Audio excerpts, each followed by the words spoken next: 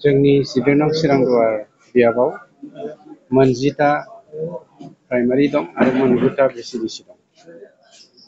भिसिडिसिनि chairman बिथांमोनखौ लाफानानै आरो प्राइमारिनि दैदेनगिरि बिथांमोनखौ लाफानानै जों ब्लक मेन्यु फोरों गासैबो जथायै ओंखाम बोथिसे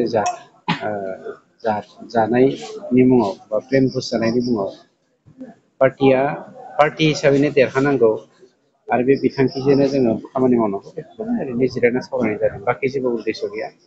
मानोना बिसायख'थिया खाथि फैबाय, गुबुन अपजिसन टिमा फैनानै बेवहाय केम्पेइन खालामफैगोन।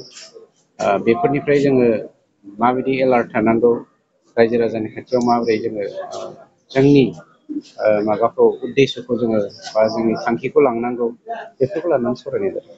आंनि समाजाव जों माब्लाबा एसे गावजों गावनो बुलाय गोजाखौ नुनो मोनो। दा बेयाव इउनिटि जानो सार हिसाबै नोंथाङा मा खालामो?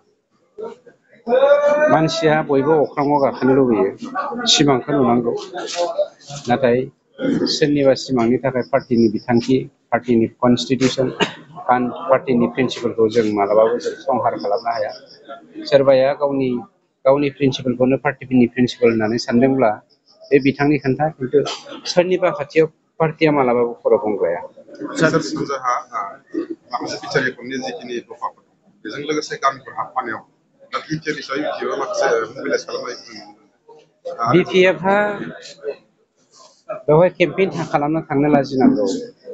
मानोना गहपुरसिम लखिमपुर एटाच 9 गामि, बे गामिफोरसिम बिपिएफआ जाहोआ होननानै हाइकर्टआव केस होदोंमोन, माने एकर्टखौनो केस होदोंमोन।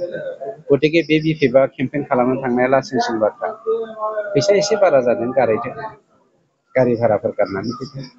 मोन्थाय बयहाबो दङ केम्पेइन खालामनो थाखाय, खिन्थु बिपिएफआ एक्सटेनसन जानाय जोंनि जि 80टा गामि, बेवहाय सासेबो मानसि मोननो हानाय नङा, बेखौ जों बयबो मिथिखागौ।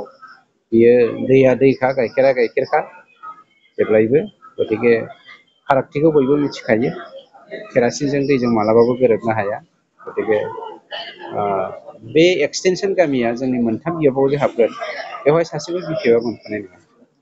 लोगोसे नैबे टार्मिनाल पावार प्रजेक्टखौ लानानैनो दावराव देखायनानै माखासे बेफोरबायदि प्रग्राम खालामगासिनो दं। दावराव देखायबाथ' सासे गाद्दार बेफारिसो, मा होनगोन, दालाल देखायबा सासे दालालि।